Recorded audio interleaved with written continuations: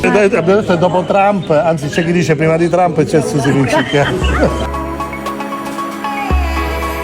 Se ti dà fastidio la spostiamo. No. Pure a te, se ti dà fastidio. No, è una Bello, valorizza.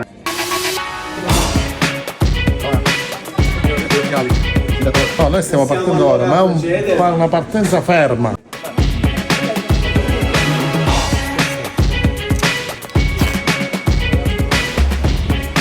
Un po' di emozione domenica. Sì, tantissima. C'è il pass. 10 minuti. C'è il pass per passare in aeroporto. Allora, Sì, non dovevamo partire. Sì, ma no con l'aereo.